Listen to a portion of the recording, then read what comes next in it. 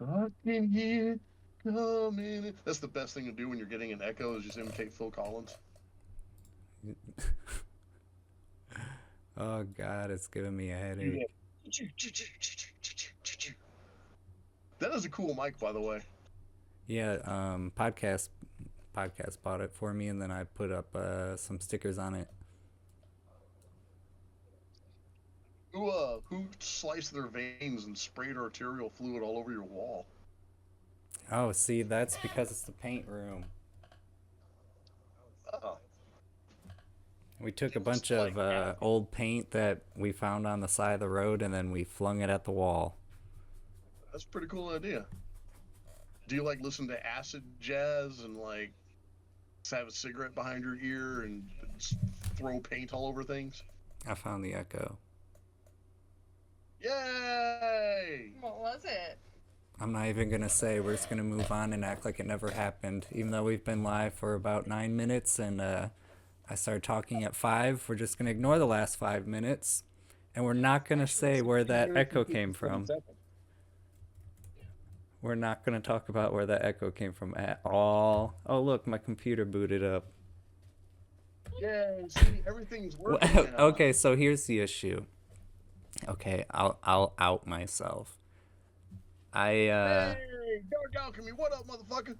17. Yes, I get that. So since I'm streaming to both Kick and Twitch, you Oh have my fucking to god. change the Yeah. title of both of them. Hey. So I had my fucking stream up in my Google Chrome. So the echo this entire You, time you are was a my genius. fucking my fucking web browser. Oh my You god. are a genius. Oh my The god. face of the face of insanity, everybody. Oh my god, seriously, I gave myself a headache over that. Oh my lord. Oh my lord. You make that mistake again. Damn, it I was will so bad you lost. never It was make that so bad mistake you lost again. the whole viewer. I don't care, man. It is what it is. We out here. All right, big body Bess. Okay, now let's actually start this. I am so sorry. That was such a waste of so many people's time. You Okay. want me to sing an intro song? Sing an intro song? Nah. Yeah, you want me? Okay, all right. I want to get to my questions. I've been putting a lot of time into these questions, honestly, and just going over them. So I want to get into them. So my first question, right off the rip, is what is art to you? Art is all about interpretation, so it always, to me, is interesting to get other people's perspective on how they feel about it. So I was kind of curious on your viewpoint. So that's a damn good question, and it's interesting that you asked that. I had an entire 3-part series with a former buddy of mine named Roxy Roo back in the day when she was still sane, and we argued back and forth about what art is and what isn't because she was under the impression that if you take a shoe and put it up on a nightstand and call it art, then that's art. And it's interpreted by someone as something else. My thing was just a shoe on a nightstand, and art has to have effort. So, what is art to me? I think that art is creation. Art is creation recognized as talent. Um, a lot of people create like a statue out of mashed potatoes, but that's like childish shit. You know what I mean? Yeah, I don't Um, really consider that art at all. I can't really get down with mashed potatoes. But you know what I'm saying? Like if you were to make a statue out of clay and then show people over a period of time that you've been getting better and better, Yeah. that's artistic effort. That's art. That's the struggle to create, the need to entertain or to satisfy someone's wants and desires. That's art. It's wanting to satiate someone else's craving with what's inside of you expressed outward. You know, painting, music, whatever. There's a lot of forms of art, but that's what art is to me anyway. It's effort. It's effort. It's talent. It's not putting a bunch of fucking numbers and letters in an AI program. It's So gonna piss me off. art to you is something that's like tangible, something that you can see a like a progression over time of how they do different things or if they get better and stuff like that. Yes. I know it's going to piss some people off. And oh, poetry is art. Books, writing.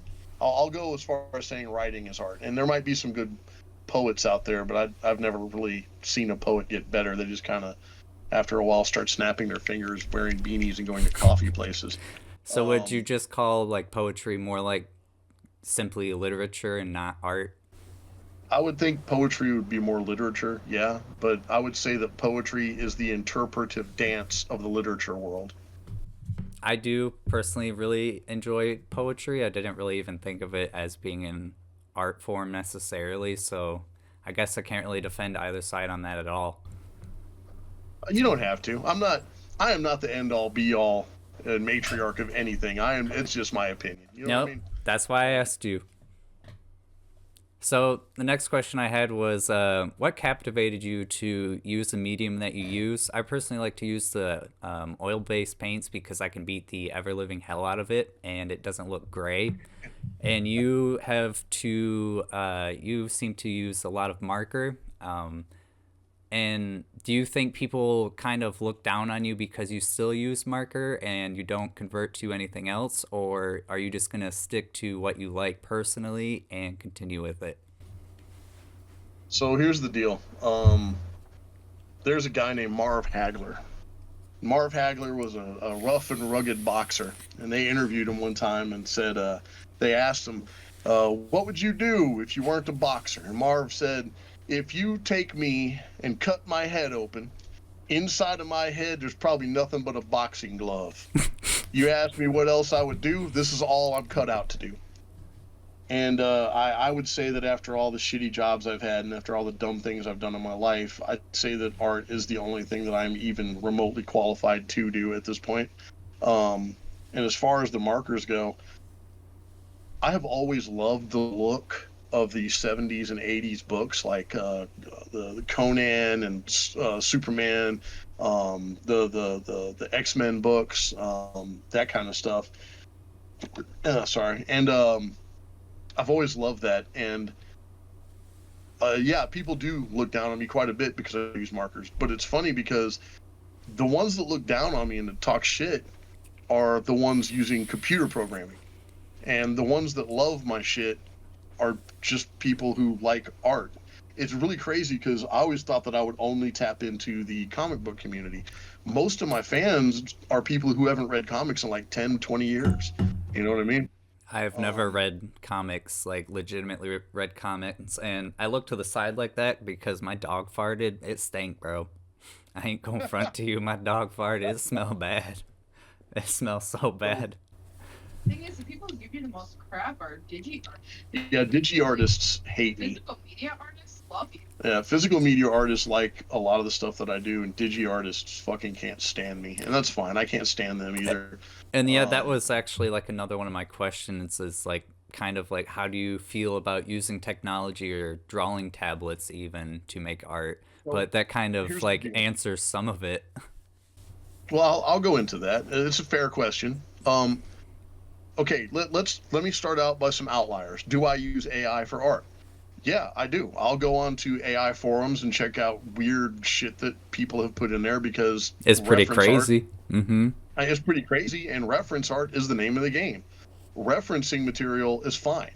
If you're using AI to enhance your paintings, I think that's fair in the game. If you are a painter and you are just having, you know, those bad brush days where just it feels like lead in your hands and you can't make it do what you want to do, and you go to an AI post and you're like prompt, I don't know, gravy attacking a spaghetti monster, and you get this thing and then you're like inspired to create again, that's fair in the game, bro.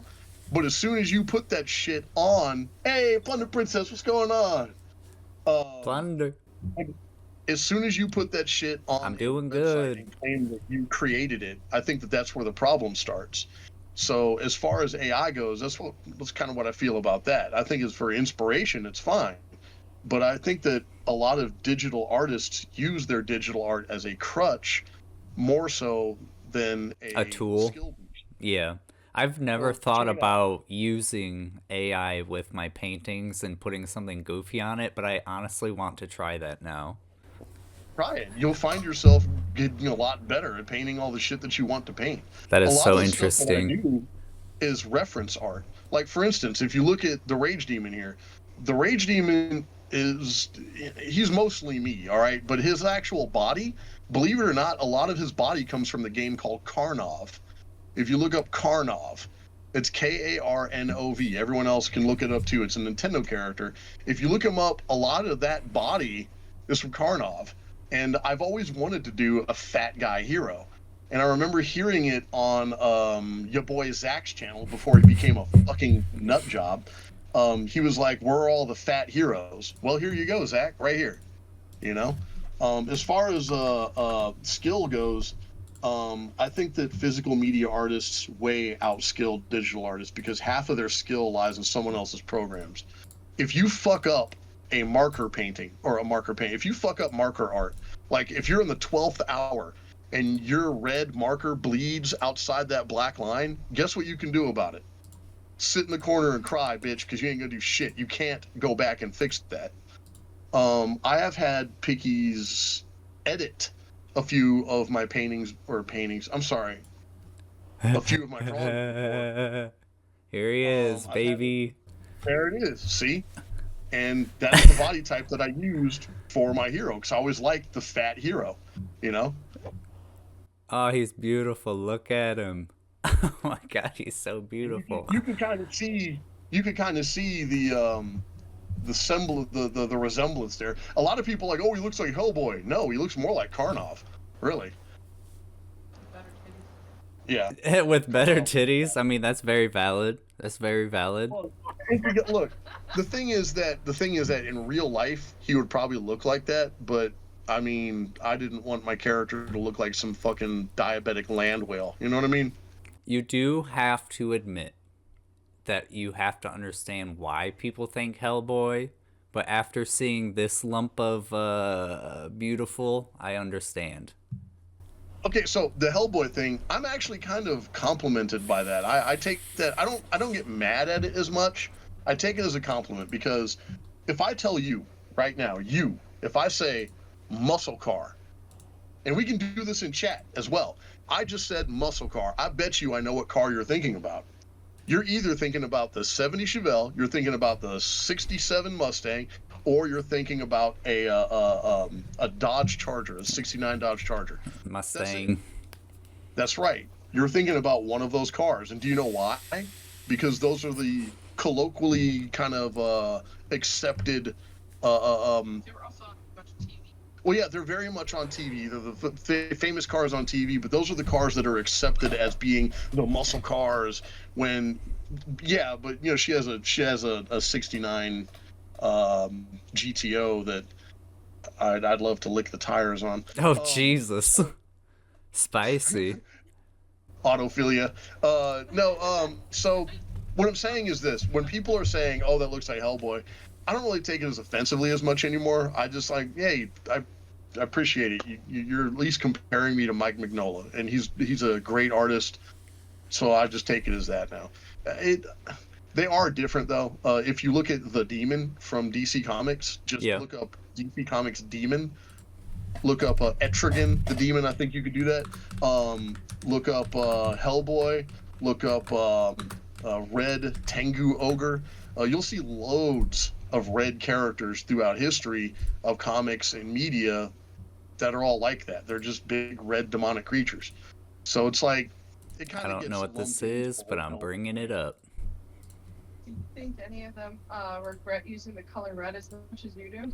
I think me and the guy who made Spider-Man and the poor bastard who made Red Hulk probably regret it. But Red Hulk is digital art, so they just got to click the button one time and it turns it all red. Whereas I have to spend like 3 fucking hours just painting it. Yeah. And you like a pretty markers. Like, Also, by the way, I'd like to explain something real quick. When I do the shading that I do, I have to do the shading first and then do the lighter image and then go all the way to darker. So I start with the lightest thing and then go to the darkest. I Makes can't sense. just do like what digital artists do is like put the flat and the then dark. Put the shading and all that on there. Yeah. That's what I do too. Yeah. You have to do it in from light to dark. You absolutely have to sit there and look at it and see the whole image in your head before you start putting marker to paper. Because as soon as you do, there's no going back. It's a one-way ticket. And I think that's what I kind of like about it, is not a lot of people can do that anymore. And I think that that's one of the reasons I stick with it. Going back to your previous question, why do I stick with it? Because no one else does it, and I don't want to see it die. You know what I mean? There's a guy in I believe it's India, and I don't remember which province of India, but he makes these hats. They're hats for what do you call the people, the porters who work in hotels? They're not hoteliers. They're literally a name for these people. They have the hats. Um, fuck. The hats with the little thing on them. Yeah, yeah. Anyway, look. The point is, he makes these hats. He makes them by hand. He's made them the same way his. No, not Apu. No, there's a real name for them. And in India, they're actually highly respected people. Over here, we call them doormen, but they're not called that over there. Anyway, the point is, he makes these hats the same way they've been making them for like 150, 200 years. And they're not as popular anymore, but they still sell. And he still makes a living off of them, and he's still doing it the old way.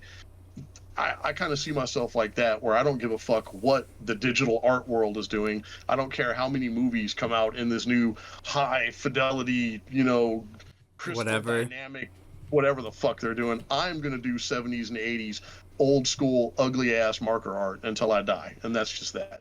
At the most, people need 4K, honestly. Some older people can barely tell the difference between 1080 and 4K. It's just how much more do you need? And I'm a person that was like, I was born in 95, so I was in the mixture of the both. I really do appreciate old VHS tapes and everything, but I also appreciate newer stuff. But when I try to watch that older stuff, no one around me really wants to watch it because they're like, oh, the graphics look bad. I'm like, what the fuck do you mean the graphics look bad? It's resolution. It's resolution. I think that it comes down to appreciation, really. And yeah, by the way, Dark Alchemy, it is called a Fez hat. Yes. I think they're actually called Fez. I think they're just called Fez people or whatever. Fez. Oh, it starts with a P. And whatever. Anyway, the point is, I'm going to keep doing it until I die. That's all I'm rocking. As far as appreciation goes, yeah, I watch a lot of older movies, and I fucking love them. And it really kills me when people just discount an older movie just because it's older. It's like, have you watched some of these movies made in the 40s and 50s? They're fucking amazing, dude. They didn't have high budget CGI to fall back on when their writers can't make a guy sound like a real human being. They had practical effects. That's what they had, practical. One of my movies that I enjoy is the original, oh my gosh, Phantom of the Opera. It's no sound, no nothing, but I still really enjoyed that movie. Yeah, it's really good. And, Nosferatu. That's a yes. movie as well. Those movies are great, accompanied by a orchestra. That's how you would watch the movie. You know that they're going to try to redo Nosferatu? Did you hear about that? No, I did not. I try to stay away from remakes of everything because they're just trying to capitalize on nostalgia, but they're making it like new age and it's just shit. That's fair. But I'll have one more question before we get to the cards. My other question is, what's in your Rage Demon playlist? What music do you listen to when you're vibing out?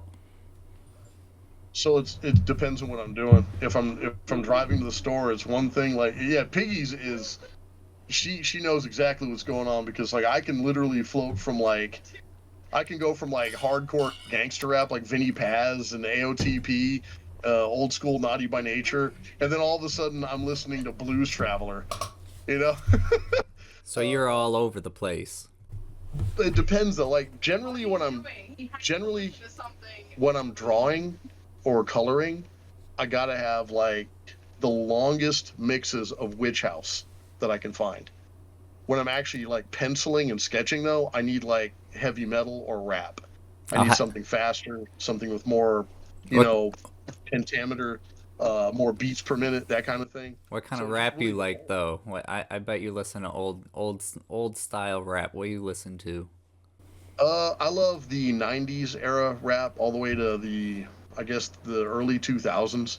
I love AOTP, Army of the Pharaohs, Jedi Mind Tricks, Ryu, Mike Shinoda, fucking Vinny Paz, Ari the Rugged Man. I could go on for days, man. Self-titled, just I like a lot of fucking atavistic rappers, and I like uh, Beastie Boys. Yeah, goddamn right. No, I don't like him. I liked Eminem before he was a sellout. Vanilla Ice is trash. What was it, Lee Van Winkle? Got cotton mouth.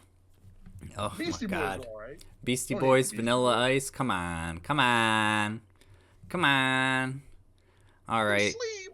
Let's get into this deck, boy. All right. Army of the Pharaohs. Yes, sir. We got some people here. Oh, shoot. Wrong way. Hold on. There we go. Here's the deck.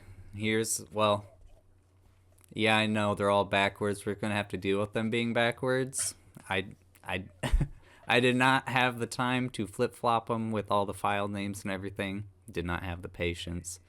You know what, man? We'll go backwards. I don't give a fuck. Go backwards, sideways. I don't care. But we can start with at least the Rage Demon in the first set first. This deck, I am a lover of your art, very obviously. If you've seen with my cam in the background, you'll have two of my drawings that you did for me. And I first seen the background, and I don't know how no one didn't notice that there's a map there. And I was like, well, if there's, a map as the background, I wonder if they get put together. So I wanted to take a picture of them all together so everyone can see that there's a very big, obvious map when you put the deck together. Why did no one notice this?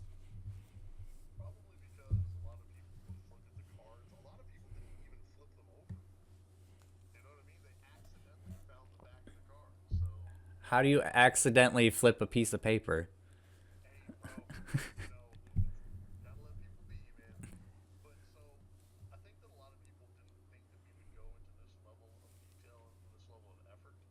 Um, if you look at the map, there's actually stuff on the map back there, different locations for the world. That I believe this is the world that the actual comic book that I'm doing. Shit. Like this is the world that it's gonna happen. Oh, shit. Hold on, Skorn. Hold on, Skorn. We got some audio issues again. Of course. Okay, let's try again. There we go. All right, go ahead. Continue. I'm so sorry. All right. Thank you. No, that's cool. So a lot of people probably didn't realize that we would go through the effort to hand draw the background also. And we were talking about it, and we thought it would be cool if the background would like be part of the actual story. So I was like, well, let me just draw the world that it kind of takes place in. And the map is actually kind of where this whole thing is going to happen. So yeah, I thought it was kind of neat, and there are a few little things in here too, like the fact that podcast is walking on the name of the artist. That's I may have done that on purpose. That's kind of a jab. Hey, fucking So yeah, there's a lot of thought that went into the map just as much as everything else, and I should post the whole map one of these days, just let people look at it. It's really cool to look at. I genuinely like it a lot. Honestly, I can just play this as a slideshow as we start to ask questions so people can see them. And then we'll go into more of a in-depth conversation as the cards go on. Okay. So what was the inspiration behind Skorn? Who is Skorn the Rage Demon? What makes you rage? Is it pineapple on pizza? No, it's video games. So a lot of people like meet me in real life after I offend them online, and they're like, it's just an act. You're not this gregarious fat red asshole. And I'm like, oh wow, I'm not. I'm not 7 feet tall, red and angry and flipping shit over all the time, dumbass. I've always liked the idea that I'm like Hulk Hogan, where I dress up, put on my tights, and I take my vitamins and say my prayers, brother, and I'm gonna beat the Ultimate Warrior come this Saturday in the Tulsa Dome. But as soon as like the cameras are off, I'm just Terry Hogan again. It's hey, did you like that take? All right, yeah, do you want me to do another one? So the Rage Demon is basically like an extension of me. It's not really me, but it is me. It's just me on video games. The rage you guys are hearing is real. Unfair video games piss me off. Oh my god. Ninja Gaiden will get my blood pressure going more than a 3-mile run. There's nothing in this world that pisses me off more than video games and stupid people. So yeah, I guess the whole inspiration behind creating that character was I needed something to sit behind. I needed a Wizard of Oz moment, the man behind the curtain. You know what I mean? That's that. So like a persona, you needed like something that you wanted to materialize your desires. Yeah, if you look at me in real life, I'm nothing to look at. I'm just a chunky old balding, fat man. And people wouldn't give me half a chance to entertain them if they looked at my, little head down there. They would just scroll right past me. But when you see the Rage Demon, you kind of get intrigued and you're like, what's going on with this fucking channel? And then you look at the description and you're like, all right, I got to check whatever the fuck this is. And then you go there, and I'm just like sweating and screaming over Ninja Guy. You fucking blue prick! Get up there, you bint! You sword swinging son of a shit bitch! Ah! And you're just like, oh my god, this guy's nuts. Yeah, this game's been pissing me off for 4 fucking hours, but that's only part of the 39 years that I've been raging over fucking Ninja Gaiden. Sorry. You're getting all stressed out. That game pisses me off. Dude, I'm gonna tell you a story. I'm gonna tell you a story. My mom came home one day. My dad had just gotten done kicking me off the game, the Nintendo, and telling me to go with my mom to the store. So I went to the store with my mom. When we came home, we heard something smack on the fucking floor. And we walk in, and my dad he's got the fucking TV in a death grip. He's about to throw the TV, dude. And he is mad as fuck, and he's red and sweaty and shaking. He's been playing Ninja Gaiden the entire time we've been gone. Oh my god. That game fucks with you. It's like it don't fucking piss me off. So we'll take a simmer here, and if you like what you're hearing and you want to follow Skorn on any of his socials, here it should be all of his socials. If you use command Skorn, you will get his Facebook, Twitch, and Discord invite, where you will get a lovely welcome into the Rage Pirates. And you can also follow him on Facebook and his own Twitch, which is Sparkle Dust Square. Sparkle Dust Square. I will post that into the Kick Chat as well. Dark Alchemy. Ghouls and ghosts will send me into a fit of rage, and I will literally destroy continents with my anger. Explain that. I don't understand. Ghouls and ghosts piss me off worse than Ninja Gaiden. Ninja Gaiden, I can get almost all the way through that game. I can almost get to Jikoyu, and I'm pretty sure I could beat him if I could get past the fucking hallway with those flying fucking ninja fuckers. With Ghouls and Ghosts, I can't get off the second fucking level. It's been 39 fucking years, and I can't get off that fucking. Oh. I'm sorry, baby girl. I'm not mad at you. I'm not mad at the stupid game. It's okay. Yeah, Ghouls and Ghosts. I don't even play it. I don't play it. Oh I don't my play god. it. I can stream like you can't do it. Oh god. So we'll just go to the next one then. So yeah, every time I yell now, this dog comes over here like, I'm sorry. Are you? My bad. So how did all of this start, or did you just start making characters and then the ball started rolling? So you mean the story, or do you mean the characters? Like this entire project that you have going on. All right, so I guess I have to go back to the beginning, and this isn't going to be too long of an answer. I'll try and shorten it down. That's fine. Ron Man Gaming, if you look at his old logo, he doesn't use it anymore, but his old logo was himself choking a red demon. Now, I remember watching remember watching Ron Man while he was playing, and me and him became friends. And one thing led to another, and I asked him. I said, "Wouldn't it be cool if like the my character and your character were to get into a fight, and that scene would actually happen at some point?" And he was like, "That would be pretty cool." And I asked him. I said, "How would you be if I used your character in like a story form, a short story form?" He was like, "What do you mean?" I said like 2-3 pages, just like DBZ fighting, like, "Oh, I'm a bad guy. Oh, I'm a good guy. Fight me, ha!" That's it. It was just going to be something dumb between me and him, and just the servers, and just posting it.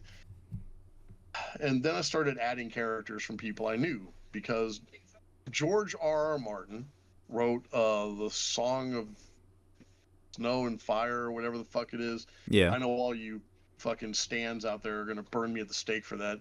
Anyway, he wrote that story. Do you know he created it from snapping turtles? The Snapping whole turtles? story came from turtles in a fucking tank that he used to have these turtles, and a couple of them got older, and then the other ones would like attack them and kill them, and keep them from eating, and that's where he got his idea for what was it called, the Game of Thrones. That's where he got that idea from, was his pet turtles. And I started thinking, what influences do I have in my life to write from? And I started thinking of all the drama and all the bullshit I was going through at the time. And I was like, why don't I write this? This is good storyline material. And so, like, I started thinking about it. Like, every person I know is kind of like a character in a way. We all have these character identities. We all have these extensions of ourselves. Why don't I put them on paper and make them real, or as real as they can get? And so I was like, if I have a moniker, let me see if I can create another moniker. So I created Ron Man, and I was like, well, what if they went on a journey? And I've always been a fan of like 80s and 90s films, and a lot of those were like, the hero gets his ass kicked and has to get up off of himself, and come back and beat the baddie and all that.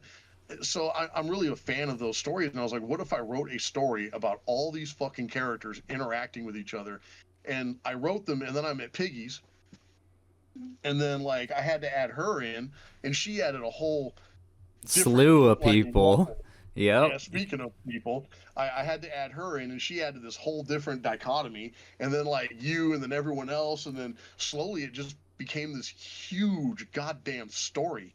And now I'm sitting on like season 1 of a fucking story, and it's a good story, I think. I'm not going to get into that unless you actually ask me about it, because that's just a whole different conversation. But Oh, we getting there. Don't worry, baby. Don't worry. fair enough. Eventually, I'll get him to write it down. But yeah, I hope, did that answer your question? I don't know if I went off topic. No, it really did. So, when developing these characters, how did it affect your relationships with these people and their characters? You get to know almost their desires or what they want to be or look like. Did it change your perspective of them at all? So, Dark Alchemy. So some of these people I don't even know anymore, and it's not because of the character art. A lot of people, when they found out I was doing characters about them, they freaked the fuck out. In one case, she started tearing up. So a lot of people felt a particular way about it and really enjoyed the process. And admit it, how did you feel when you opened yours and found yourself on a card? You know what I mean? Like, it's very personal. We've had that conversation to where we went through this whole process of talking to each other of what we kind of wanted and what we agreed to. So when you have it tangibly, it's incredible, honestly. It's a different feeling, right? Yes, it's very personal. That's what I tried to tap into with all these characters. Like, I didn't just want them to be, characters. I wanted them to be people. I didn't want them to just look cool. I wanted them to be human. I wanted them to be more than just drawings on paper. And to me, they really are. They're characters. If you look at the back, it kind of encapsulates who they are. And it's all based off of real personality traits, even if some of them are embellished quite heavily. Like, I know that you're not a fucking interplanetary god who could fire beams out of his face or whatever, but that would be sweet, though. That would be sweet.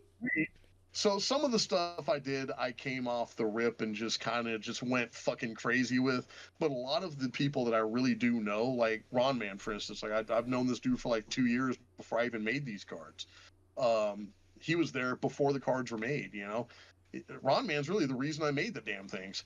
So I know this guy. You know, and Nico, I know him personally. I've been to his house. We ate dinner with him. You know, actually, the reason I have a channel is because of McNucks.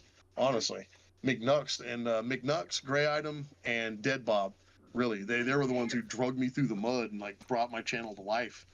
And Tecolote. I got to give props to Tecolote too, because without her, I wouldn't have had an intro. I wouldn't have been able to set up the things I set up. My first 2 streams happened on a black screen.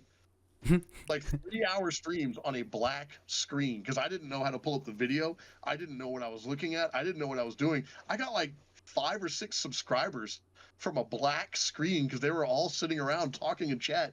I didn't even know there was a chat on the side there. I know I'm getting off topic, but No, you're fine. I didn't know that there was a chat over there. Like, I've never done this before. I'm like, I think I was like 40, you know what I'm saying? And I'm like, I'm a fucking boomer trying to make this shit work. And I'm just like, I didn't even know there was a chat bar, and people are over there the whole time. I watched it later, and they were like, bro, when do you think he's going to realize there's no fucking stream? And this other guy was like, I think that he's retarded or too stupid to know. And then other people were the whole thing going up and up. And I didn't realize that until like a month after I posted them. And my homeboy was like, hey, you know you're streaming to a black screen, right? I'm doing what? There's not a single thing there. Nothing. Bro. So anyway, I'm sorry. Go ahead. Go ahead. Oh my god, that's so great. So each card is also accompanied by a small scene behind each character. What do these represent exactly? So the character itself is the character itself, and the background is just a window into the character to kind of give it some depth, kind of give it some more, robust kind of. Are you able to pull up like a specific one? Well, I'm looking at all of them right here. I can do that once we're done. Yeah. Now or Koala Doll? Well, the thing is that like each of them have something to do with that character. For instance, let's go with whatever one you stop on here. Kel. Okay, so Kel, for instance, that's not the Oh background. yeah, my bad.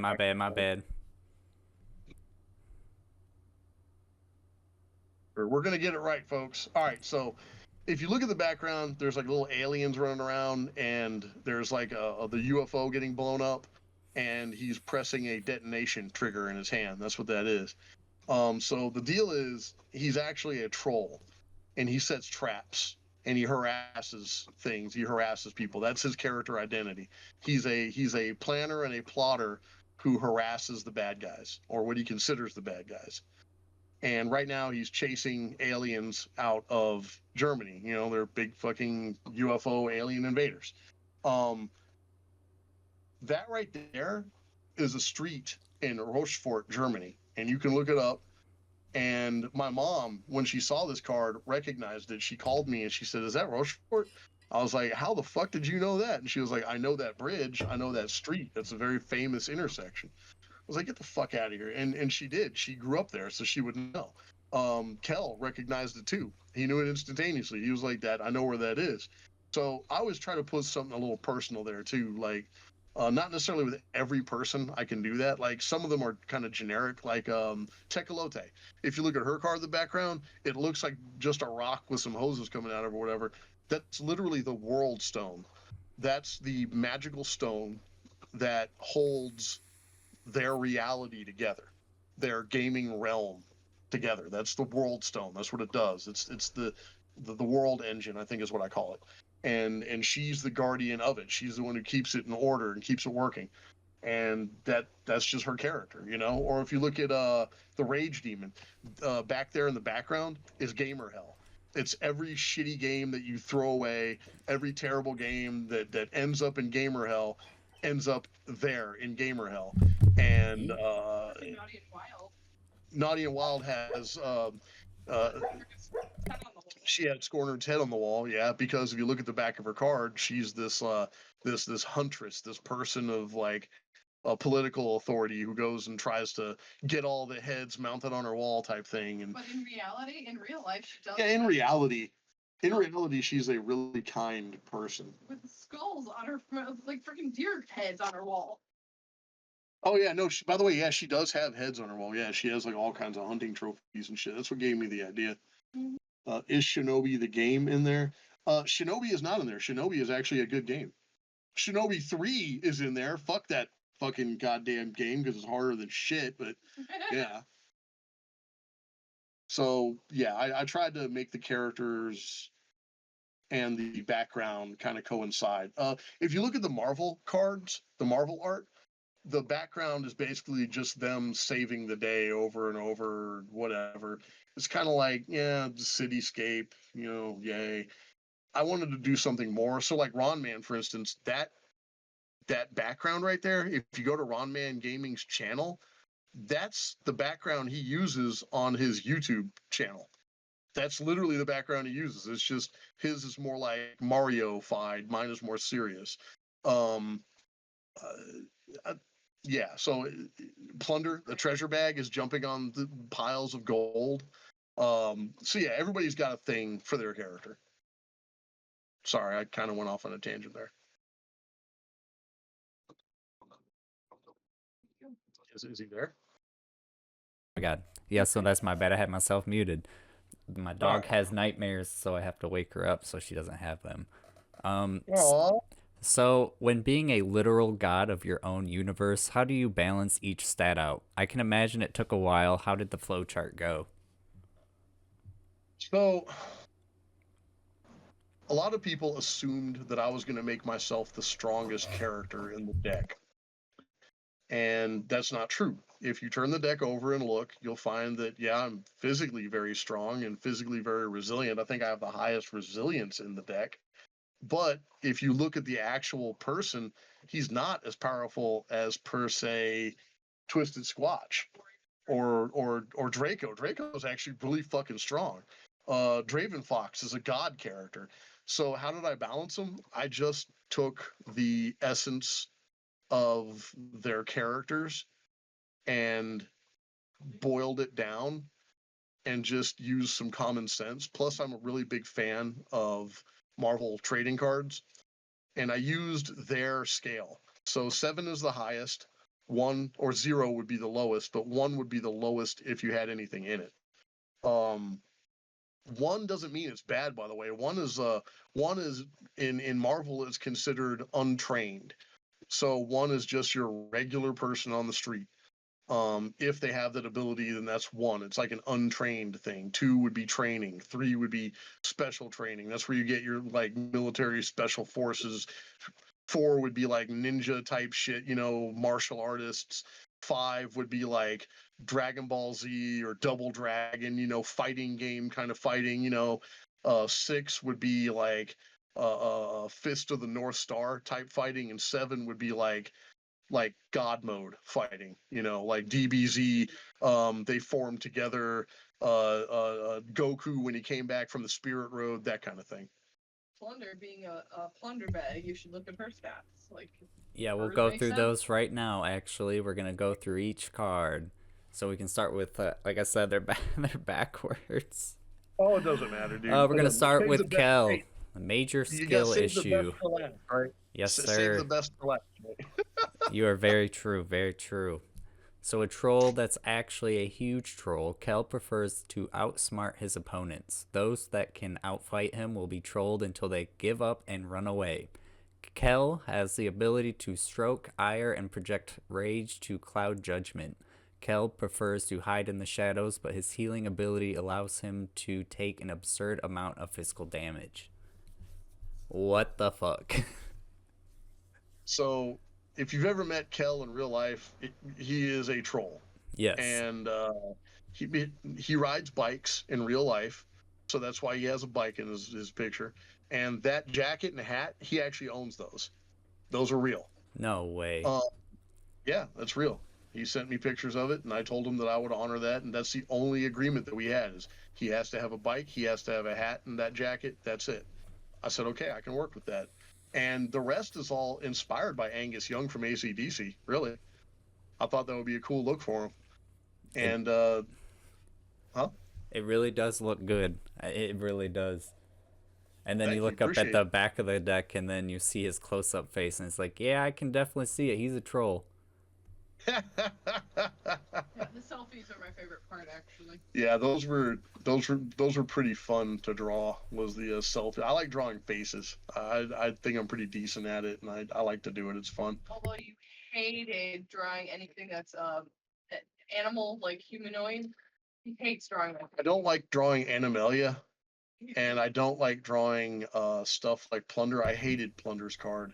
I not that I hate Plunder. She's great. I just hated drawing the card because it's very much not. You can only do so much with the plunder bag. I can only do so much with the Plunder bag. Yeah. Yeah. Back of the card needs a revision. Black text on dark colors. I have a hard time. Black text on dark. What dark colors? Purple on the pink. Oh yeah, yeah. Well. Next time we'll do something a little different. Next time. Like I said, we learned a lot from this deck. So next deck, it's gonna be great. I promise. All right, we'll go to the next one. We got Piggies, the pirate queen of the Dark Pig Empire. Piggies. She sails the sea and grabs the booty. Oh, fuck. Always searching for treasure and causing trouble for port towns. She's powerful as a fighter and commands the utmost respect from her subordinates. Those that know her fear the rage of the Dark Pirate Queen. Piggies curses those that wrong her the most. But did you die, though? So, you got any questions about this? I pretty much know all of the character creation behind this, but for the people that don't, explain this character to us. So Piggies is the Dark Pirate Queen, and she's literally right behind me. She's my girlfriend. And editor. So the idea of the pig came when she asked me to do a picture of her. What was it? The avatar that you wanted? Yeah, I wanted a profile picture for my Twitch. So I went and I don't really draw like animal people that well, and I decided I wanted a pig person, so I just took a gamble and drew a cartoony pig person, and it kind of took shape from there. And then I started thinking, well, what if she cursed people? Like, what if she worked for the witch? You know what I mean? What if the witch got her to curse somebody? And what if she gave her the power to curse people and sail the seas and curse the powerful and all that? And I don't know. It came from there. The love for pirates and the love for the old stories of pirate curses and pirate deals and secret handshakes in the dark. Uh-oh, we got a commercial. Commercial? Oh, Yeah, you want to wait for a minute? I can wait. Yeah, we'll wait till. For those who have subscribed, we're gonna wait for a minute. For those who haven't, Gonna sing a 20-second song. there we go. All right. So if I see commercials, I won't say anything. I 12 try more to seconds? I try to make them as less frequent as possible. I try to make them as Yeah, short. you can't do anything I know, about it's There it's should be a very lot less hard. commercials on Twitch, though. Interesting story about the Piggies character, though. This is like the third or fourth edit. This is not how she started looking. Yeah, the way. I prefer this one because I wanted him to make her more tubby to begin with, and he didn't believe me. Yeah, so Chunky pig. she wanted a fat pig, is what she wanted. And Thick thighs save lives, baby boy. so I made her Damn it. I made her thick with 4 C's. That's She's thick as thick. an old Dairy Queen milkshake, baby. Yes, sir. You're She gonna have to looks slap them incredible. thighs. I like that Thank she you. has the aspect of being a pirate that curses people instead of being a pirate that's cursed. No, she curses people. She is definitely the bad guy. That Oh, is yeah. so sick. Next The we reason have you're- Demoness. And not it's a bag and not a What's that? person. Oh, for fuck's sake, this goddamn character. Cocky, disrespectful, and prideful are some of the words one could describe the demoness. Powerful, crafty, and vengeful are some others. She is incredibly strong and resilient, just like her brother. With her gaming gauntlet, she commands various video game type powers. Demoness is a champion fighter who knows she is the best. Damn right, I am better than you. Hello, Koala Doll. Welcome in. So funny story. I called him out in this shit last night. So watching the fight, So, yeah. so the chick, okay, Amanda Serrano. so I didn't realize Amanda Serrano was fighting last night. Like, I didn't know who the fuck these people were, and I didn't realize the person I based her off of. All I knew at the time was I wanted to base this character off of a female fighter. Originally, she was going to be based off Gina Carano, but I thought that Gina Carano's shoulders were a little bit small. So I looked around and, hey, Koala Doll, what's going on? I found a boxer, a female boxer I really liked because of her shoulders. They were fucking massive. I was like, this is the chick I'm using. So her jawline is interesting, and her ear placement, everything. I used her to kind of generate the demoness because I didn't like the original version. And that happened to be Amanda Serrano, a boxer chick who boxed last night against this other chick, Katie Taylor. It was just kind of weird. It was like, I think I recognize her because she did a pose with her shoulders. Style is Oh shit! Hey, his screen froze. Oh, what? Yeah, your screen froze. My screen froze? Yeah, I think your shit's about to dump. Nah, it's still solid for me. Are we still here? But even Yeah. like their fighting style, like, is definitely very demoness-like, and even her attitude after she got done and was announced as the loser, it's the same shit I would expect the demoness to do. So it's like she is that character. Yeah, well, sort of, yeah. It was More than unintentional, but yeah, it was kind of like that, yeah. And she's built like Amanda Serrano, if you look. It was unintentional, but yeah, that's just how it came out. I'm not gonna lie, side note, I didn't really picture these as selfies, but now that you mention them as selfies, it makes them even better. Oh yeah, they're like profile pictures. Yeah, selfies. I didn't fully grasp that. Now I understand. The idea was that if somebody wanted to, they could take that picture on the back of their card and use it as their selfie in their profile picture in like Twitch or whatever. That was the idea. Funny. Yeah, if anybody didn't get their original and they want their original, hit me up. I have your originals. You can have them. Just hit me up with the shipping cost, and I'll give it to you gratis. It's your property, brother. I will definitely. Like I said, I still have the sketch of the original Draven Fox. Excuse me, Raven Fox. God. I still have dude, I got stories about the Draven Fox on this card though. Yeah, we'll get there. We'll get there. Oh, what did you ask me weekly about the demoness? I completely forgot. What did I ask about her? Yeah. I don't fully remember. We'll just move on because the Raven Fox is literally next. Fuck it. Yeah, she's not important. I'm gonna go on a tangent about this fucking card. Here we go. The mysterious figure known as Raven Fox is actually a godlike being from space. Wait, it hasn't changed the picture. It's there. It is? Because look at my screen. Your screen. My screen's already. Something's wrong with yours. Yeah, let me refresh. His powers are beyond comprehension or measure. He can turn bullets into vapor or remake a statue simply by looking at it. The Raven Fox is capable of opening portals in space to travel to any location. He is also wise and arrogant. Okay, so I did some reflection of my character after this card, to be honest.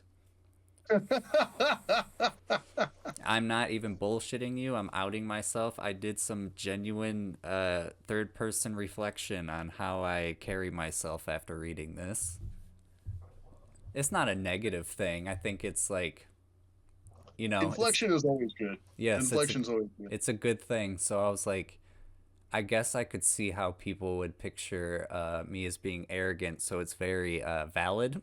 So I can't really say anything. Like even the quote, "I am more than magic. I am part of reality itself." By the way, 10 out of 10 quote. Just in Thank you. general, it is phenomenal. And I hate to be saying that because it's like my card or anything, but you could put that on anything and it would be solid, bro. So, what is the beef with the Raven Fox? Oh my god. Okay, so go to the actual fucking card. Okay, here we go. Here we are. Fucked up the way. All right, look. And it pissed me off. Stop. Stop. I'm going first. All right. So number one, the biggest problem. I hate this card. We had a fight. Okay, well, let's start with something. Look at the background of that. The background is glorious. It is I'm not so beautiful. No, for real though, that astroscape is incredible. Oh my god. And the way that I did it is with whiteout, and I had to plan the whole thing out backwards, and it was just a crazy amount of planning. And yeah, I basically started with a black square and then just started whiting out and started planning around like that. And then afterwards, I did it and then had to black out the whole thing and then it's a pain in the balls, but dude, it looks so good, I think. It looks incredible. It do. So the actual fox, I hate drawing your character. Fair enough. I hate it. I think it looks great. Every time I draw it, it looks like an 80s album cover. It does. It really do. So, number one, every feather is shaded individually. Don't know if anyone can see that or not. Every feather has about 2 to 3 shades of pink to purple.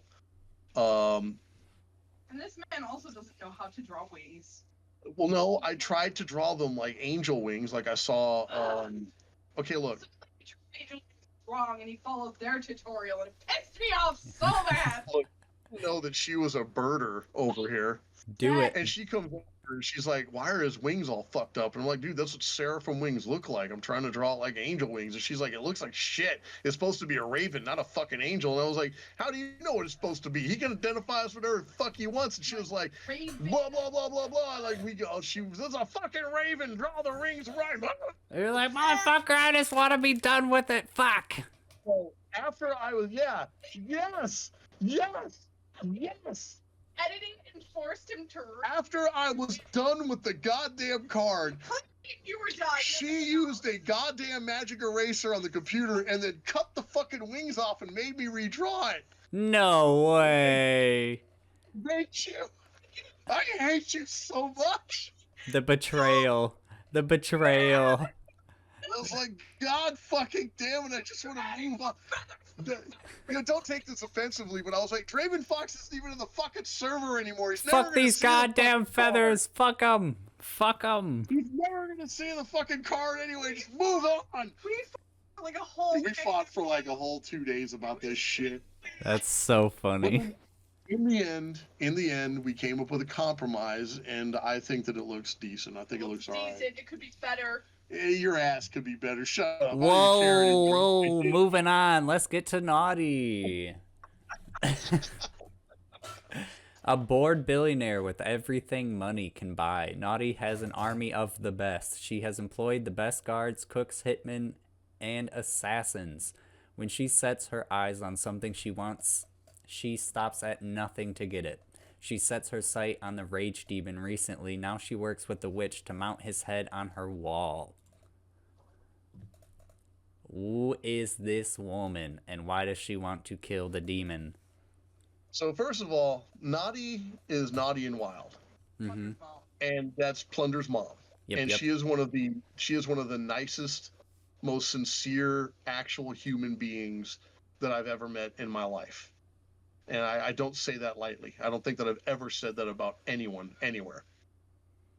And the thing about Naughty is she contacted me privately and she said she wanted me to draw her. I got to get this right. She wanted me to draw her as I thought that she looked like before I met her. She wanted me to draw like what I thought she looked like. Yeah. And originally what I thought she looked like was something like Elon Musk's mom. Like that just came to mind whenever she would talk. I always thought that she was an old, gray-haired, sexy lady with a mansion and a palace and $1 million raining, sneezing, sneezing into dollar bills. That kind of thing. I just thought that of her, and that's totally fucking wrong, by the way. Totally wrong. I never thought ill of the woman. I always liked her, but she wanted to know what I thought she looked like, and that's what I thought she looked like. And the whole thing about the demon's head on the wall, when we went to go visit them, we stayed at her house, and it's a pretty large place. And when we got there, we go into the first room, and there's like, the game Resident Evil.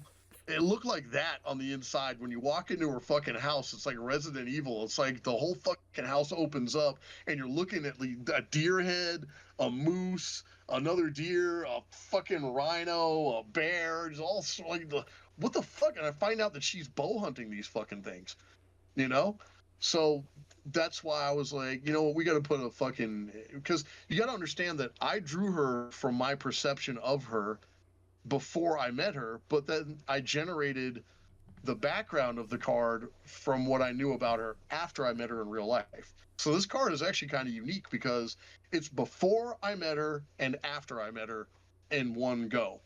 And that makes sense. Who Naughty is. Naughty is a great person. I love her to death.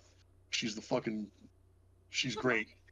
She really is. She's a great human being. If I catch anyone talking shit about her, I'm gonna slap the fuck out of you. She's a great person. You will personally hunt you down. But I wanted another bad guy because not everyone can be good, and I thought it would be really cool to make her like, who is it, Cruella de Vil? Yeah. I used Cruella de Vil as a reference point. Like in my head, I was Cruella de Vil. Like I wanted to get that kind of haughty, like that kind of thing. Drinking the fine wine with evil the posh big thing in the background and the demon's head on the wall. Evil and posh. Yes, go to the next one. Tech Goddess. The one known as Tech Goddess is actually not a goddess in the proper sense. She is a very powerful magic user that specializes in technology. She is the guardian of the world engine. She created the Gamer Gauntlet. For both Demoness and the Rage Demon, her powers are mysterious and vast. She is the heart of the kingdom. I'm less of a goddess and more of an enthusiast.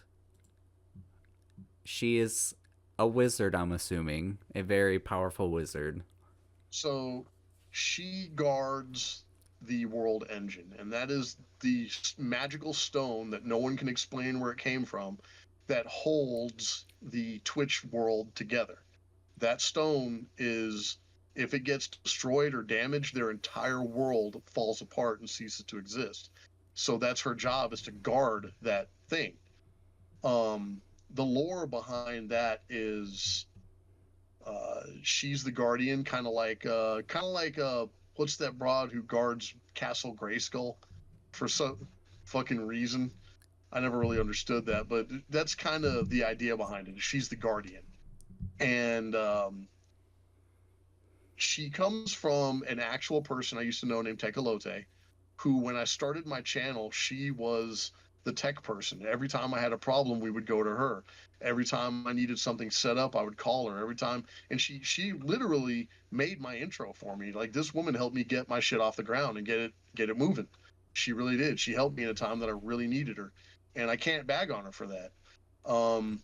She disappeared from the channel of her own reasons. I got no idea what happened. Apparently, she disappeared from reality. Like, her family don't even know where she is no more. She just kind of disappeared from everybody. So I hope she's doing all right. I got nothing against her. I don't personally like her. She thinks she's got a personality like dry bread. But that's neither here nor there. I like bread. She's cool when she's an acquired taste. Yeah, I enjoyed her company. So yeah, it's not like I didn't like her or nothing. It's just I just never really got along with her too well. She would tune into my shit every once in a while, throw money at me, and then leave. And whenever I go to her channel, she would be mad at me for coming on her channel. So I just never really talked to her anymore. But I got to give credit to people regardless of whether I like them or not, and she helped me get my start. And she has a big role to play in the story. She's the catalyst that sets everything off, and that world engine is extremely important to the story. And there's a whole story that revolves around her character, and that would be Tecolote. There's really nothing more to say about it other than that. I used if you look on Google, you can find the wizard that I kind of used for that. Like I said, I did use reference art for a lot of this. That right there is kind of what she looks like in real life, though. Like, I tried to make them kind of look like what people looked like in real life. Unless fair. I really didn't know what the hell you look like. Like Kel, I don't know what the fuck he looks like. I've never seen his face before. He said in real life, though, it was weird. He said it was really strange that I put those mutton chops on him because he actually has those in real life. Oh He was my like, I have God. no fucking idea how you knew that I had those. But yeah, you got me on there. I was like, good guess. I Good guess. guess. Good guess. So, but Tecolote, if you would have looked at a picture of her, Yeah, that's what the that's her. fuck she looks like. We met her at a wedding. Yeah, we met her at a wedding and like hung out with her for a little bit. That is what she looks like. That's So, fair. That's fair. That's not an embellishment. That's not like I made her fat on purpose, or a lot of people thought it was a throwaway card. No, that is what she looks like. And none of these cards are throwaway cards. This is the closest you could come to a throwaway card. And I still took great care in creating it. You know what I mean? You took pride in it. That's fair. Yeah. Yeah. It needed to be there. Honestly, I think it turned out amazing. It turned out all right. Came out sick. Next, we have Twisted Squatch. Squatch, or Twisted Squatch to his friends, is a giant with a heart to match the size of his fist. His physical strength is unbelievable. He is both resilient and intelligent. Despite his size, he is careful not to hurt his friends. Squatch loves the drink. Oh my God. What? Squatch loves the drink. Loves to drink, I'm guessing. Beer is Squatch loves the drink. Oh, That's God, a correct sentence. I can't grammar that. Beer is his power potion of sorts. When he's drunk, he enters twisted mode, stronger, tougher, and crazier. Weight almost 1,000 pounds, 9 feet tall, and he enters twisted mode. Is he like Buzz Lightyear in the old Toy Story game, spinning around, just fucking punching people in the face? Sort of. So the way that I had Twisted Squatch is he's pretty reserved, pretty laid back, pretty soft spoken. But when he drinks, he gets twisted. He becomes like an ultra version of himself, and his strength and endurance actually goes up. So he's even harder to hurt, and he's stronger. And if you look at his stats on the back, the motherfucker is physically the strongest character in my Twitchverse. He's physically the largest and physically the strongest. He's basically the Hulk of my world. He's a big bitch. He is a big, strong motherfucker, and he can make himself stronger and more motherfucker-ish the more he drinks. I knew Twisted the Squatch sailor. and his card actually came from the logo that I designed for him. And it went through several iterations, several changes, and that's the one that I'm happiest with. And this is one of my favorite cards because of the posing and because I've always liked the Twisted Squatch character. There's kind of a sad end to the story, though. I'm going to go ahead and tell it. I usually don't tell people's business, but I can't get in touch with this fucking dude, and if he ever hears it, tell him to get back to me. So apparently, I guess I was more right than I thought about the drinking because he eventually got back into drinking and kind of fucked his life up again. So hopefully he gets his shit straight and gets himself back on, the path to recovery. Hopefully he ends up all right, but it's kind of sad seeing this card because I wrote that on the back that he loves the drink. I wanted that to be a positive thing. I wanted that to mean, he loves the drink. He likes to drink. He likes to drink with his friends. He likes to, what I'm saying? Like, I love the drink too. Yeah. I didn't. So if anyone finds out what happened to this dude, I didn't mean it the way that it came out on the card. That's kind of why I'm explaining it now is, I kind of feel bad the dude relapsed and now he's a fucking alcoholic again. But I mean, what are you going to do? We all have our demons, I guess. Nevertheless, you can't Twisted make Squatch someone drink, man. You can't make them drink. They're going to drink I whether they want to. We'll move on to Sid then. From he's still one of my favorite people. By yeah, the way. that's fair. He's my favorite card. I'm Sid. not gonna like her and Kel are my absolute favorites. So everyone that looks at this card who knows Sydney goes, dude, that's her. That's so her. That's fucking her. Yeah. From rooftop to rooftop, she leaps. Her agility is unmatched and her speed is astounding. The crime-fighting city is a troublesome one for her targets. She causes misfortune and her presence spreads bad luck. She's capable of ignoring gravity to climb, leap, and glide from place to place. Holy fuck, she can defy gravity. Yes. She had a job that she would have. So her actual job in real life, like that's a real person, and that's pretty much her real body type. Actually, like she looks like that. It's crazy. She does caving exploration as a hobby. She had a job where she would climb these water towers, and she would like if you go into scenic views, in the Rage Pirates channel, you'll actually see pictures of her posting from selfies she took from like 400 feet above ground on a cell phone tower. Feet above ground. Or she had one, yeah, she was like 1,000 feet above, and you could see the curvature of the earth. It was crazy. Nope. So I was like, dude, that's a natural. That's a gimme. And the whole idea was she has this theory about herself that she's bad luck in real life. And I thought that was a cool character attribute for the card. So the fact that she can jump around and people think that they got her, and then something bad will naturally happen to them because she spreads bad luck. Well, and that she really does have that tattoo on her knee. Yeah, that tattoo is real too. That bee on her knee, she actually has that. I was gonna ask what the bee was for because it's also on the back as well. Yeah, she has a thing for bees, and I like them too. They're really cool creatures, and she just likes bees.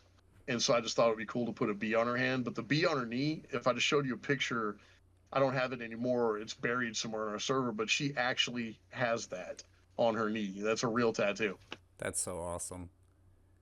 I really like this card too. I'm not gonna front. It looks pretty sweet. It's like a troll version of Spider-Man. Ah, it's kind of like the way I imagined her a bit. Seriously, that's what she looks like in real life. I like That's the lighting. crazy. Yes, the lighting, it looks great. It looks great. And then I like the bricks. The bricks look insane. They really do. Oh, yeah, stonework. Yeah, thank you. I appreciate that. It looks pretty sick. Next we got Gray Item.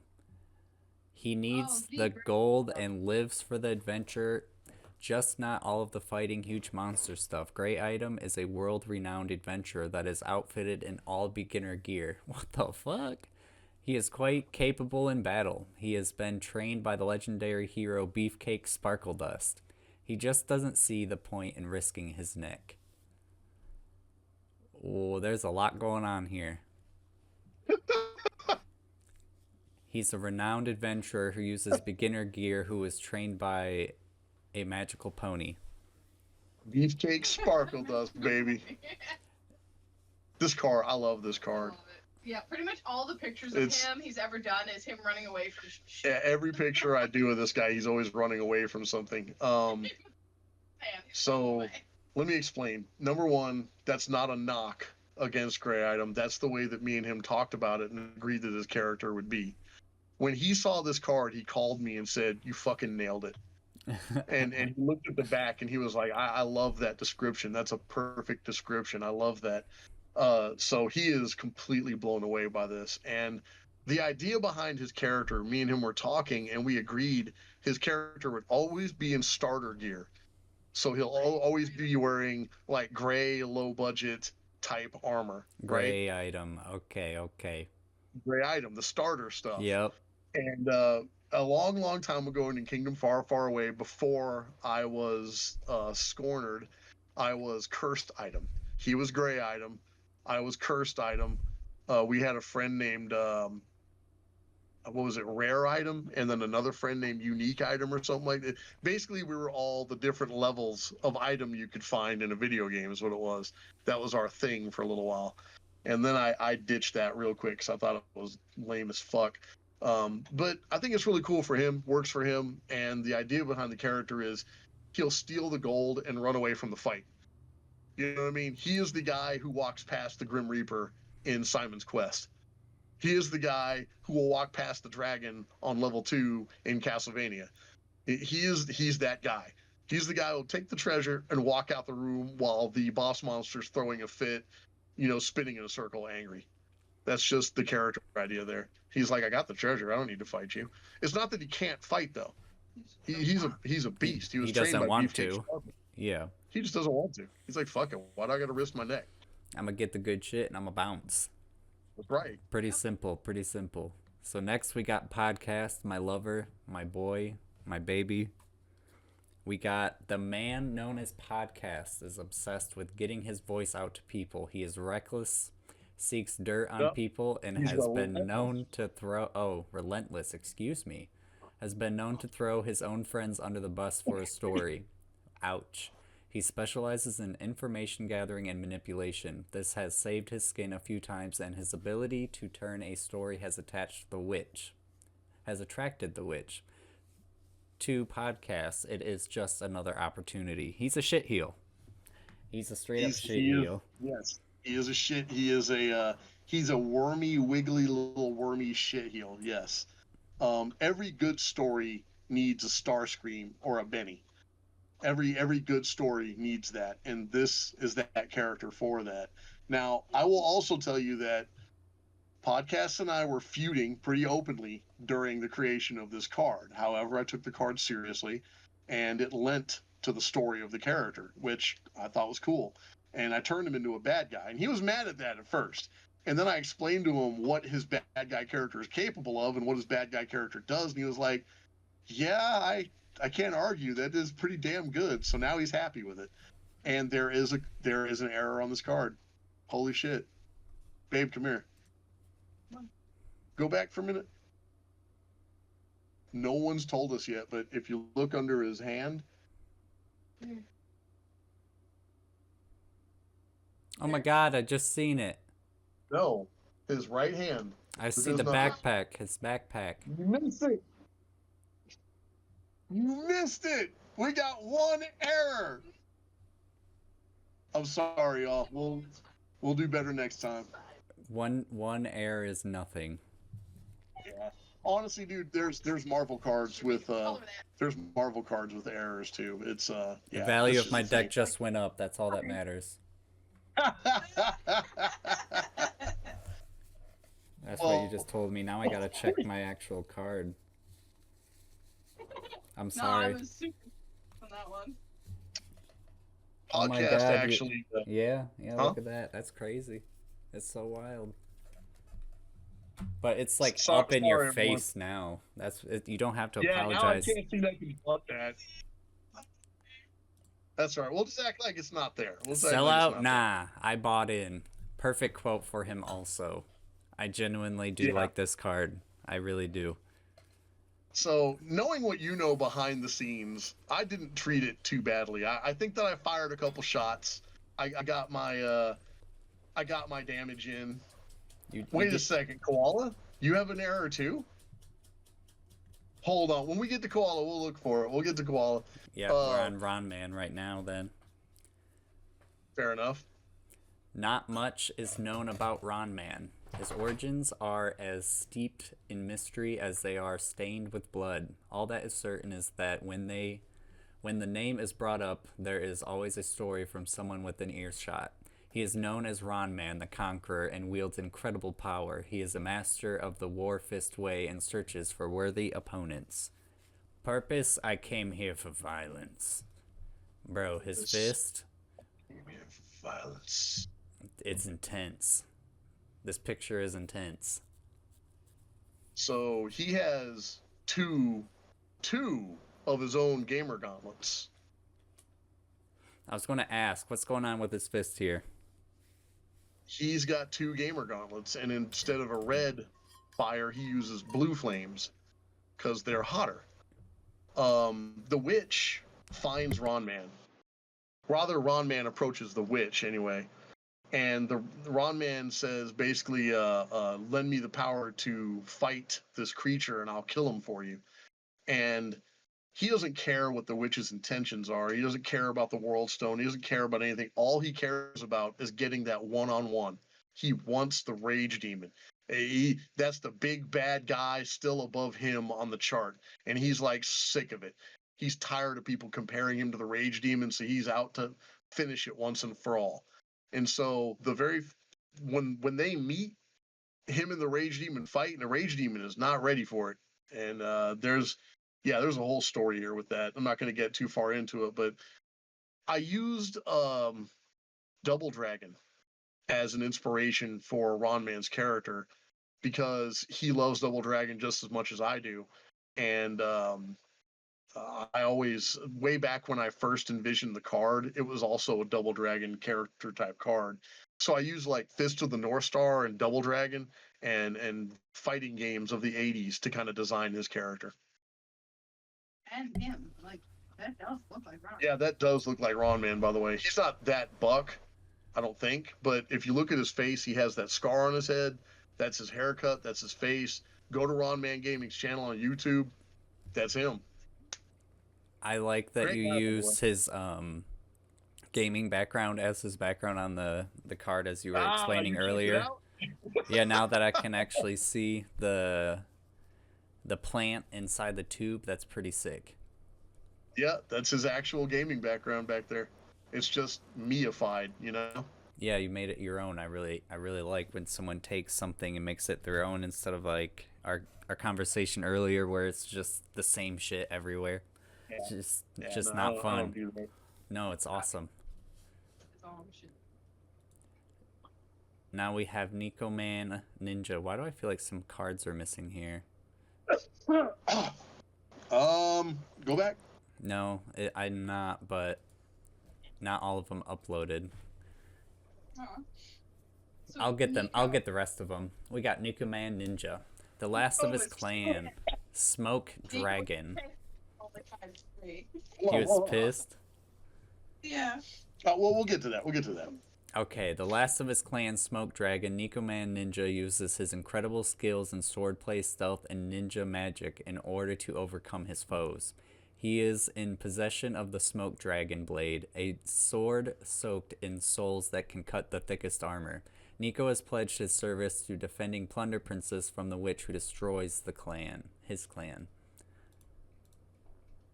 So he called us when they got the cards, and he read the back of his card, and he goes, "Fuck you! You made me 5'3". You know I'm taller than that in real life." So, goddamn it, Oh you know my I'm at least God. 6 feet tall. Yeah, that was the thing when Yeah. we met them in person. So I slighted him. I slighted him on purpose just to piss. That was kind of a jab, but it was like a friendly jab. In real life, he's like 6 feet tall. He's about as tall as I am. So, But in the cartoon, but in the version of the cards that you see him, like every time they're pictured, every time you look at them together, he's depicted as being a whole like head and a half shorter than the Rage Demon. Ignore And this. the Rage Demon is like 6'7". The max is Oh. 26. What's that? I'm just talking to myself. My bad. You're good. The I know. Rage Demon is like 6'7", so he had to have been like a foot shorter than the Rage Demon. Makes him about 5'3", 5'4". So it was like he's a little dude. He's pissed off about it too, but he looks fucking amazing. I think he looks great, so I don't really see the issue. But that kind of also goes back to my earlier thing of people being upset about their characters that you made for them. Or I'd even think about that also, where they would be upset with the quote or their stats in general. I honestly didn't even think about asking about that. we did have Plunder was pissed about her stats, but it's like you're a fucking bag. And once he explained it to Yeah, her, Plunder was mad about her stats at first until I explained to her what her stats really were. And then she was like, oh, well, yeah, I get that. Okay, yeah, fair Either enough. way, she says, "I win." Let me tackle. And Plunder his against sword her. is sweet. The background, sweet. I love the clouds and the moon. I really like the purple that you put on the clouds. I think it looks great. I think it really looks great. Thank you. All right, we'll move to the next one. We get to Plunder Princess. Once a notorious pirate sailing the seas and stealing all of the treasures, by chance she plundered the wrong vessel. Plunder Princess was cursed and transformed into a giant bag of treasure by the Queen of Dark Pig Empire Piggies. She is almost defenseless, but now can produce any item, artifact, or treasure that is requested of her. She remains insightful, loyal, and wise. Wow. She got cursed to just be a money bag? Yes. Yes. Oh, She cursed. jeez. Her curse is that she can only grant treasure that is asked of her. So she can never get anything for herself. She can only get what other people want. So she can never That's her. fulfill her own desires. She just fulfills Yeah. everyone else's. Yes. Damn. That's the curse. Yeah. Oh. Piggies is a goddamn that character is a beast. 5, 5, 5, 5. Intelligence. Wow. Story about the plunder. He ran out of purple ink. Oh yeah. So if you go back, Go back. my markers were all running dry, and I had no more purple, pink, purple. Like your character card killed it. Yeah. I had nothing left. I had nothing left. I'd So I imagine. colored it as best as I could, and Use every purple marker you had. there are about 9 different purples in this. And after I was done, I was like, it's gonna have to just do. He handed it to me and said, "Please help it." I said, do what you can with this because it is fucked beyond belief, and I can't do anything else with it because I don't have any more purple markers at this point. I swear to God, this man was gonna kiss me. So just based on the fact that I fixed. She goes in there and she smudges all the purples together and comes up with like her own purple and just starts like basically hand painting the bottom half of the card. So it's like, thank fucking God for computer editing because this card is computer edited. I told her about it when it happened, so it wasn't ever a secret. But this card is the one card in the deck that needed help because I just didn't have any markers left to color it. That's fair. That's fair. Sometimes you just gotta do what you gotta do. Hey, I believe in getting the job done, brother. Dude, the original it's messy looking. Yeah, the original looks like shit. Messy. It doesn't look like shit because I can't color. It looks like shit because I didn't have any colors. I just kept every time I'd put a marker on there, it would run out in like 2 streaks. It'd be like, God damn it. Oh, damn. Yeah, so it was bad. Sometimes you But gotta it do came what you out gotta fine. do, though. Next, we have Yeah. Dead Bob. The necromancer known as Dead Bob isn't actually dead. A sacrifice was needed to wield his necrotic powers, and so he offered his own flesh. Dead Bob has been known to remove parts of himself and have full I don't even know how to say that word. Not gonna. Cognizant. Thank you. Over the severed limb. That's terrifying. As all magic users do, he is the possession of a mystic artifact. His shirt amplifies his magic powers. I hate this shirt. So he gave up his body to become a necrotic wielding Yes. a necromancer. yeah, necromancer. There you go. Thank you. And he has the cheesecake T-shirt that helps him control his powers even greater because that's how he becomes like the badass. Is he wears that ugly ass shirt. Is that his actual shirt that he would wear?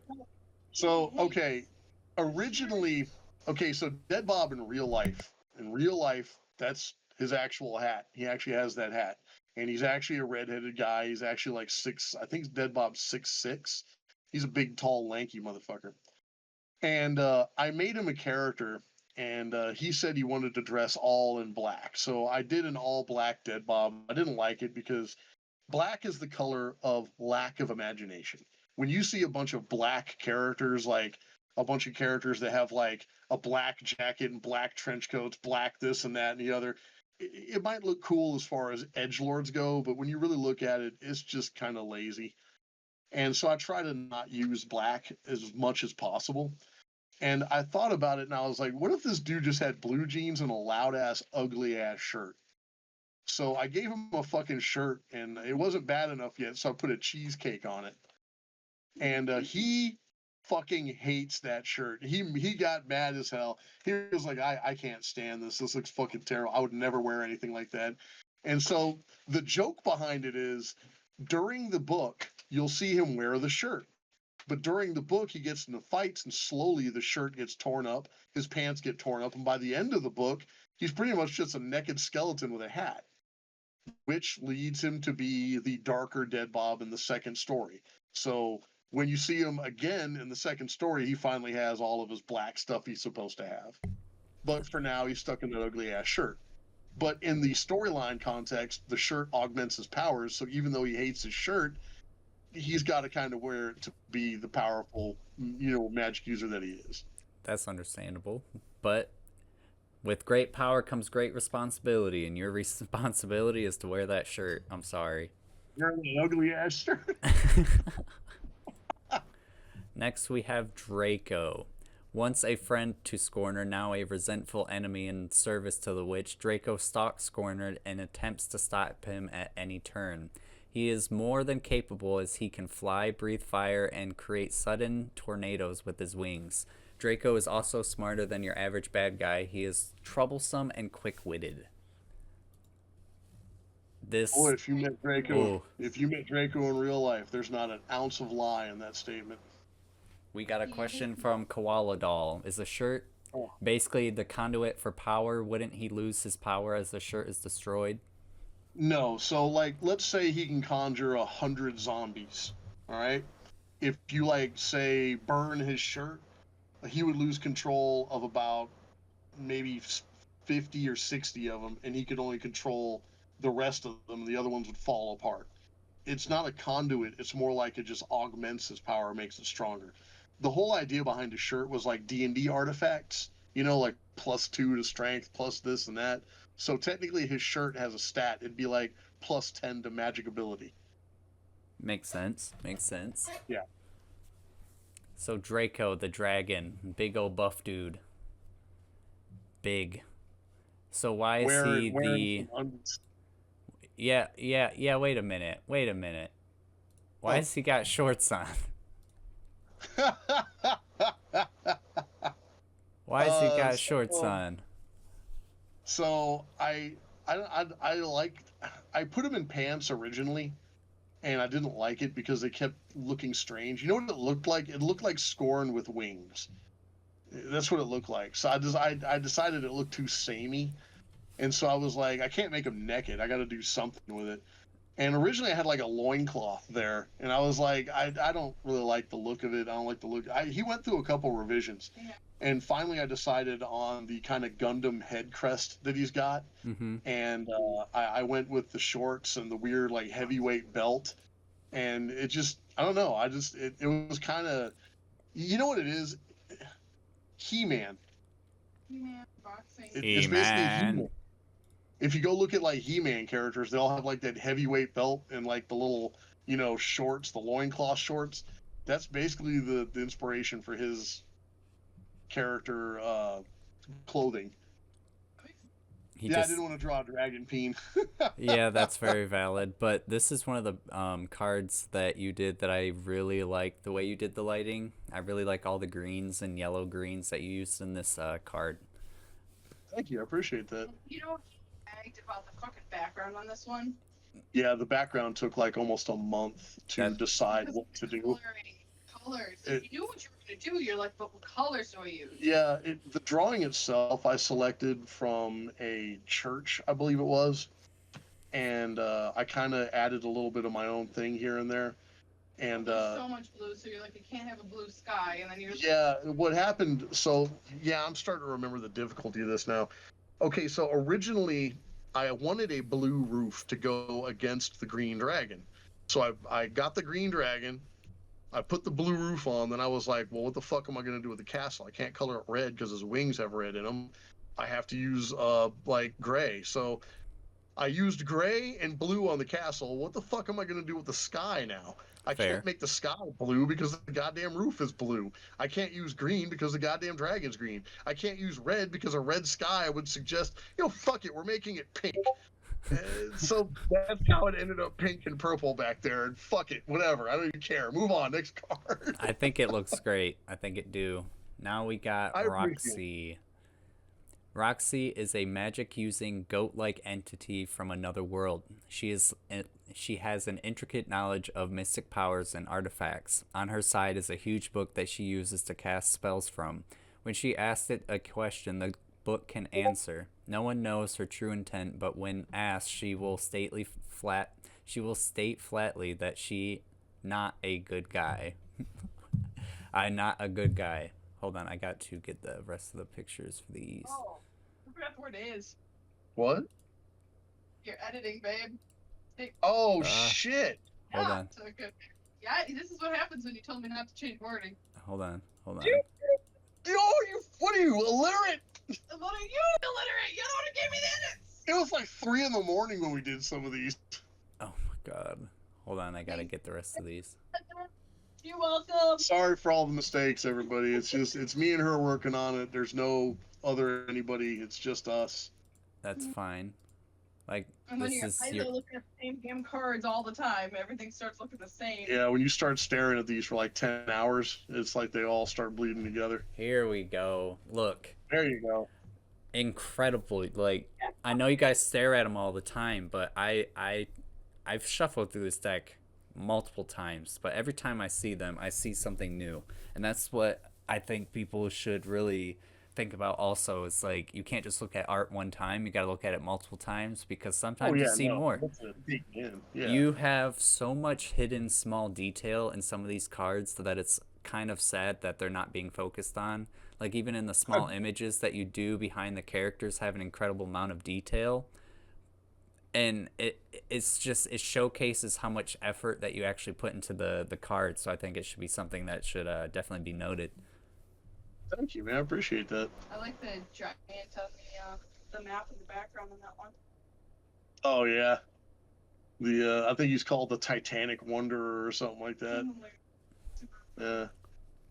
So her Roxy her character was always supposed to be a goat-like entity. Mm-hmm. And her whole visage was based off of her.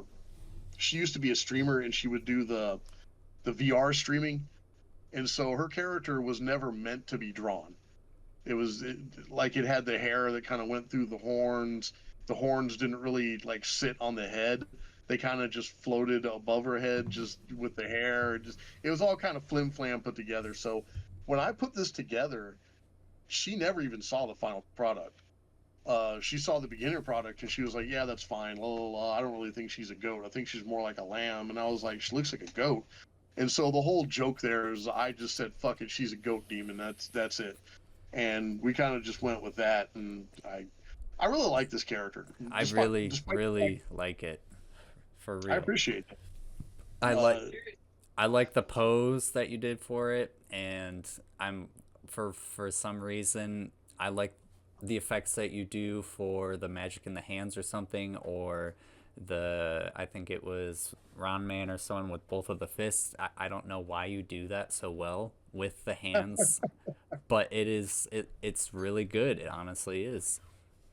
Appreciate that. Thank you. It's funny because my uncle told him he loves his art because his hands actually look like hands. Yes. So there is a good way to tell if you're a tattoo artist or the artist drawing anything is worth a fuck, and it's a fact. If they can draw hands and feet, then they can draw anything on the human body, because those are the bar none hardest things to draw on a person besides the human eye. I've always loved to draw hands because there's a lot of expression in them. And I really appreciate that the effort is noticed, because there's a lot of effort that went into learning how to draw hands. They're a pain in the ass. Well, it's paid off. Her arm with whatever the magic swirl they're doing, because the arm would get distorted. You got the distortion. Yes. It's so sick. Thank you. Next card. Now we got to find where the error is on Koala Doll. A murderess that worships a dark god. Koala Doll kills to sacrifice the souls to an unknown entity in promise of great power from beyond the realm of reality. She is mysterious and cruel. She is able to seize upon and cause great fear. Oddly enough, all of her victims have been loathsome individuals that society is better off without. Yeah, that's what I'm saying. Actually... Yeah, I get what you're saying. We're just gonna try to find it. Go find it. Sorry. Oh, okay. She said that the deck has the error, not just her card. She said her card's fine, so yeah. She just said her deck, like, she won't affect her deck. Yeah. They were all the same run, so yeah, they're all going to have that error. It is I what it love is. that bloody knife is over the words. Yeah, yup. Oh, the way we line that one up is just, it's so fucking cool. Yeah, she spent like an hour lining these cards up. She went to autistic detail lining these cards up, so I thought that was really cool of her. I like the background of the dude going into whatever that seems to be. I really do. What's that? I really like the background. I don't fully know what's going on, but I love it. She's sacrificing a serial killer to a dark god. Ah, that's what's going on. It reminds me of like the old cartoons where they're being dropped into a vat of acid or something. She's about to use that knife like a people opener. That is a can opener, and can't you call your can a head and a head a can? I love that that's her quote. This isn't a knife, it's a piece. So yeah, this is pretty much. Oh, I see. This isn't a knife. It's a people opener. Oh my god. In Oh real my life, god.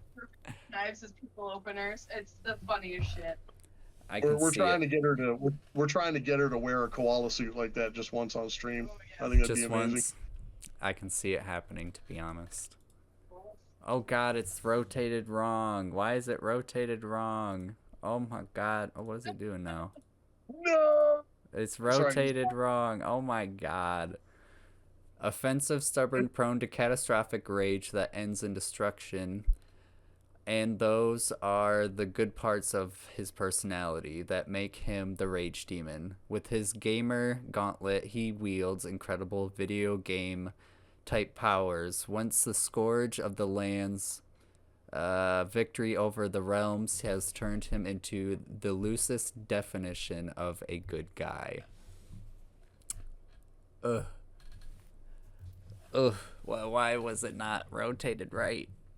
So you're like an anti-villain. Anti-villain So- Skorn. Skorn is actually the original bad guy. He is what happens when the bad guy wins, gets the realm, and doesn't know what the fuck to do with it. He's basically Wile E. Coyote. He got the Roadrunner and he has no idea what to do with it. So he basically he's not Wreck-It Ralph. Wreck-It Ralph wants to be the good guy. He never gave a fuck about being the good guy. What happened with him is he just didn't have any more reasons to be the bad guy anymore. There wasn't anyone else to fight. He beat Beefcake Sparkle Dust finally, sent him packing. He conquered the realm of where they're at. He won. He's the bad guy that won, and it's like, what the fuck am I going to do now? So the witch approaches him and says, why don't you protect your realm? So he's like, all right, whatever, we'll do that. So he becomes the protector of the realm. So he's not really a good guy in the sense of like he's going to go save kittens and whatnot. He just arbitrarily does good things for people because he doesn't have any bad things left to do. He's still a gregarious asshole. And he's, in the beginning of the story, he's stuck up, he's vain, he's pompous, he's real like, oh, you don't stand a chance against me, that kind of thing. And that's when he gets his foot, he almost dies. Braun Man beats him half to fucking death. Whoopsies. Yeah, he is well unprepared for when he fights. But that's the thing, is he never really fought an opponent like that before, and it's been so long. In the second deck that I might make the original Rage Demon, the way that he used to be with his 6-pack abs and his He-Man armor and his big ass axe. He doesn't even have the gamer glove yet. So He you're about to doesn't have any level of up. He's about to level up. Well, that's the thing, is like when she gives him the gamer gauntlet, he becomes like fucking unstoppable, you know? But that's the thing, is he only has one of them. Look at all that detail in the feet, my lord. Yeah, I definitely wanted him not to have shoes and to have ripped up pants and just be like that. You know what I mean? Just, I don't know. I just always liked that look. It looks really good. And I guess for my last question, it would be, who's the actual center of the story? Like, what are your plans to do with this? Do you have it like written down or anything, or is it just kind of all being concocted into your head? It's in my head, but it's well thought out, and I've talked about it ad nauseum. I don't forget my stories, and I just keep working over them until they make sense, until I iron them out. I'd like him to write it down because one of these days. He's never gonna Look, get it written down, and then we'll all lose that lore. And I would love to have that tangibly. The main character isn't the Rage Demon. I can tell you that 100%. He is one of the characters who travels through the story. There is no real main character. The main character is the witch, actually, the eponymous character who hasn't been announced or seen yet. Yeah. You notice the witch is mentioned several times, but no one knows who the fuck this witch is. The witch comes to the realm and basically destroys the realm and sets it on a path to obliteration. And the Rage Demon is the only one who could fucking stop it. Well, Ron Man stops the Rage Demon. So now there's no one who can stand in her way, because that was the strongest guy in the realm. That was the hero. Once he falls, there's no one else who can stand in front of her. It's kind of like Optimus Prime with the Matrix. He's the one who could defeat Megatron, and no one else could stand against him. It was the Matrix that made him powerful. It was the Matrix that made him as powerful as he needed to be, but he was the hero that could wield that power. In this personification of power and heroism, we have a bad guy who just wanted to protect his realm because he was the bad guy and told that that was the thing to do, and he was just bored. So he never wanted to be the hero. However, he doesn't like to lose. He damn sure doesn't like to lose. But it's not like he becomes grim and gritty and full of like, let's do this, fellas. After Ron Man beats him, it's a struggle just getting him back to where he needs to be. And that's where the other characters come in. Dead Bob and Roxy kind of take him on an adventure to go get a gamer gauntlet, because without the gamer gauntlet, they don't have a chance against Ron Man. And he has to go get his gamer gauntlet fixed, but he has to do it in a set amount of time, because while he's gone, Ron Man's still attacking the capital city, and his friends are dying. Like, it's not a happy story. A fucking Twisted Squatch fights Ron Man and gets killed. Gray Item fights Ron Man. Like, there's a lot of like death and all kinds of shit in the story. Not everybody makes it out alive. Not all the heroes make it out alive, and not all the villains stay villains. You know what I mean? There are a few in there that have a turn of heart once they realize their role in things. So there's some interesting little this and that's in there. You got plenty of stuff for that. It sounds like you should at least start carrying around a notebook. So if you come up with some good ideas or something, you write it down, jot it down or something, so you start giving yourself pathways. I agree with Piggies, regardless if you remember everything or not. Sometimes there's those little good ideas that slip away. It's a fact. I really should write it out and start working on it. I'm kind of stuck in between doing projects that I need to do to earn some cash and projects I want to do that in the future could earn me cash. You know what I mean? So it's like, and doing a comic book is a goddamn huge project. Yeah. Got an ad right now. You want to wait 10 seconds? Waiting. All right. 20 seconds? All right, we'll wait 20 seconds. It's okay. They'll give us good time to segment to the last thing that I want to do. I think it's going to be fun. All right. It's going to be fun. We've been going on about 2 hours now. Jesus, I'm so sorry. I do not care. That is the goal. I told you this is what happens when people get me on their shows, man. I'll be just rambling and ranting and shit. That was the goal, was about 2 hours. So we're hitting it. You know, podcast is going to be pissed off when he watches this. It is what it is. I love my baby boy. He's sick right now. He don't feel good. I need to make sure that I actually have you in here. Oh, that's it is AI, time. Yes, it is, sir. Yes, it is. It's easily to distinguish. It is the time for the tinfoil minute, bro. I want to know your favorite terms of service appropriate conspiracy theory. My favorite conspiracy theory? Yes, sir. So there's a lot of conspiracy theories I get into because I'm just into a lot of politics. I'm into a lot of that kind of avenue of research.